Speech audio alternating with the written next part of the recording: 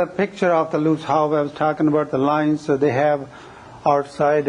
If we look here, the runs here, all the pipes, they're sitting outside. This is Prudhoe Bay anchorage, Prudhoe Bay in the North Slope, the ConocoPhillips oil fields there.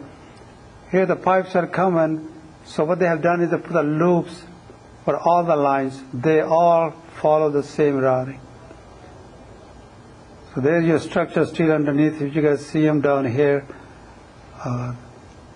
The reason they're all elevated is because in Prudhoe Bay, they had to build everything above 7 feet because they want the animals to be able to walk underneath back and forth. But that was the requirement by the state of Alaska to do any kind of exploration there. They cannot jeopardize the freedom of the wildlife.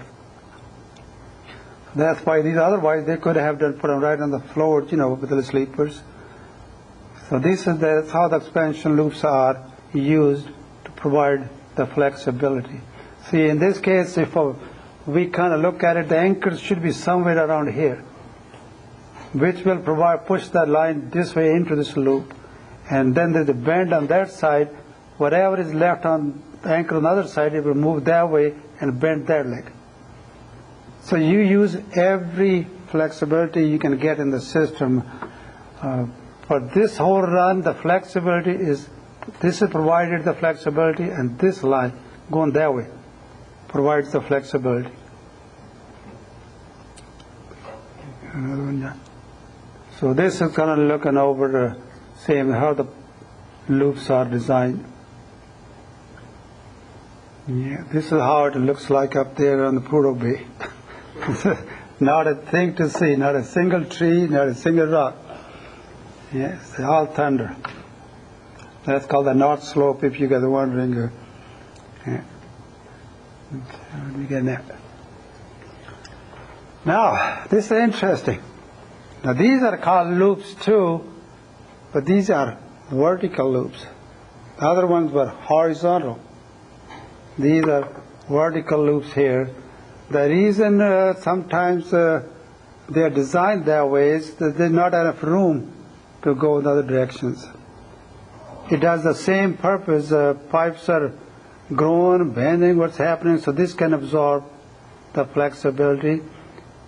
Or looking at this one here could be another reason too. They didn't want to cross a pipe across here. So they just made like a gate here so they can go through. But it's pretty common. Sometimes we do have the vertical loops here where there's not enough room. Sometimes the road next to it, you can't go 30 feet into the road. You're blocking the road. So they will do something like this. They'll come up here, come here, drop, and then they keep going. But isn't that vertical support there is short-circuit the loop? No, because this support is here, they're free to move. Because this all carrying is a dead weight. It's free to slide back and forth. Yeah. I'm not saying exactly that's what the deal is here. If they have designed just to keep the clearance here, the walk through, then it doesn't matter. But if they have to have for the thermal here, this will be just floating. The only place welded is the elbow here. The elbow here is like a leg of your dining table. Yeah. Yeah, it can move.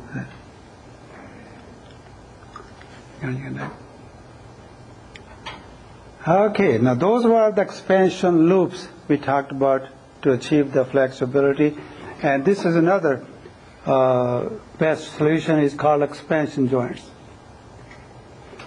Now if you guys look at it, this is nothing but a sheet metal, like an accordion here. And what they do is that these are called the convolutions, yeah, right here. It depends how much movement you want into them, and the more the movement, the more the convolutions here. So if you got only half-inch growth, you may have only 1 or 2 of these here. But if you got 6, 8 inches, you may have longer. They can hold not very high pressures. But most of the surfaces they can. I don't know what the limit is offhand, the pressure, but they can get into different materials. They can get into stainless steel, and they can go a little thicker. When it's got a different kind of arrangements they can do. But commonly, you're right. This is a very thin material. They're sometimes they even got 1/8 inch thick plate made out of that. It could be a flange connection here, or they can weld it to the pipe. So between the pipe, they cut whatever the length of this one is, they will cut the pipe and weld this in up to the flanges. This is a very good system if you don't have enough real estate. But like I was telling you guys before, this is the weakest point there. They cannot take any abuse. They're very thin. And not only that, they create another problem, is that you got to have the anchor on either side of this. Physical anchor or a built-in anchor like your nozzles on the equipment. Because the reason for that one is that this here inside, the ID of these here is more than the pipe ID, and it's like a bellow. And it creates the pressure thrust loads. And the pressure thrust loads inside, due to just the use of this, is your pressure multiplies by the area of inside area of that bellow. The higher the pressure, the higher the forces. So you have to design some structures, some anchors, something around them, so that they can take the loads. Otherwise, these could expand and they can bulge, they can break, they can damage.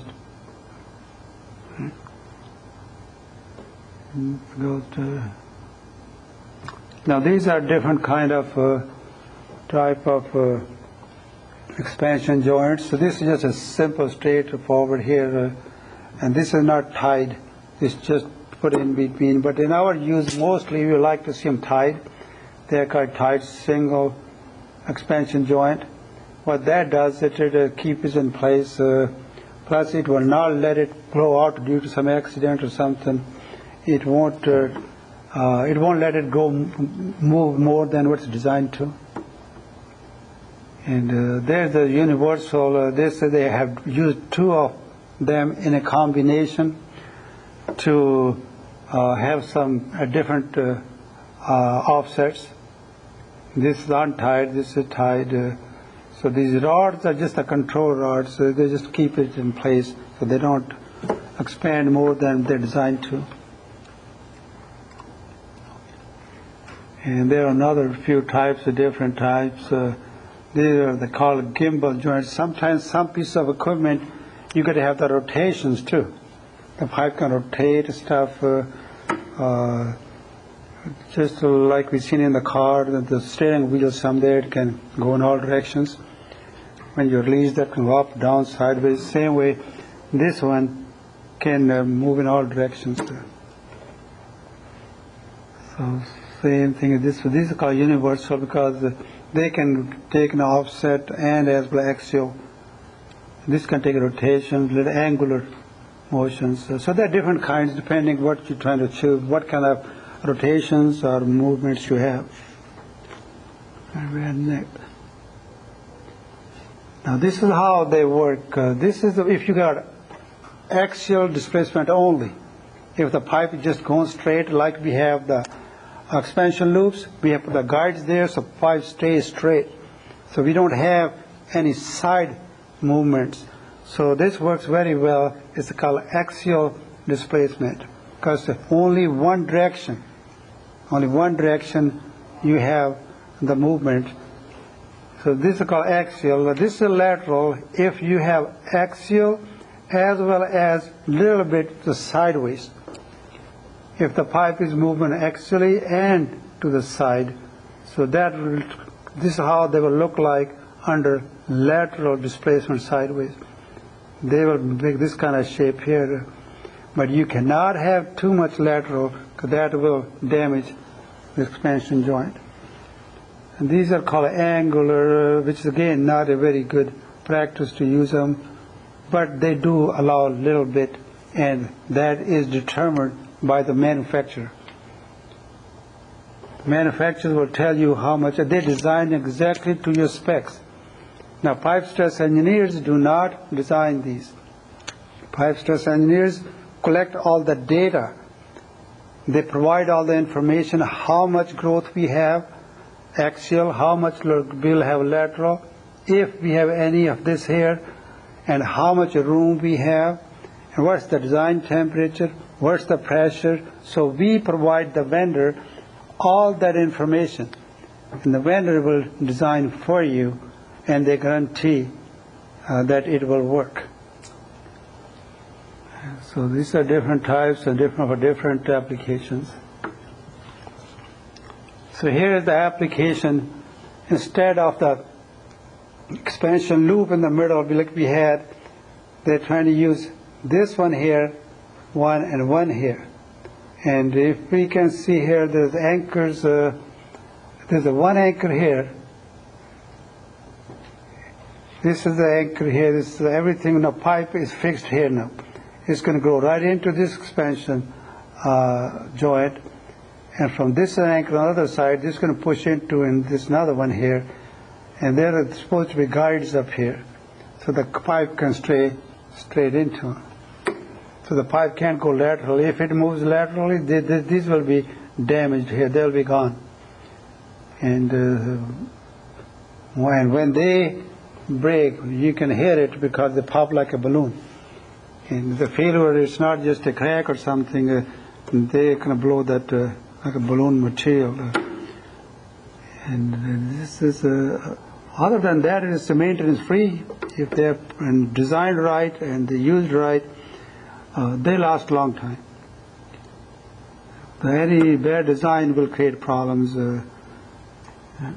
And this is here used in the vertical rise here. Because this will take axial here, because there's an anchor underneath, and then they put another anchor here, so it will be between those two here. You will use that if there's a piece of equipment here somewhere. So you don't want to put, if you don't have this, the pipe is going to put a lot of forces on the equipment. So this let the pipe grow into it, and so thermal forces are less on the equipment. Right before the equipment, is it usually the usual design so that the expansion does not move into the equipment nozzle? Yeah, on the turbines usually they have those right at the nozzle, and right. But the only thing you got to watch out again is the thrust forces, because nozzle becomes the anchor now. So any thrust forces due to the expansion joint, and if your pressure is low, then no problem. So then the flange will see that load. Because load has to go somewhere due to this pressure thrust. We call it blow apart pressure forces. So thrust forces, these all expansion joints create thrust forces. You can control them with the rods, this kind of rods here. So this takes a load here. There are ways to do it. For answer to your question, yes, so that's where they use them. You can use all the equipment nozzle. But some places, let's say like the hospitals and other public places where they got the steam plants on the site, they usually have underground corridors, and the pipes run along the walls. Because the underground corridors, I don't know if ever you guys have a chance to see under these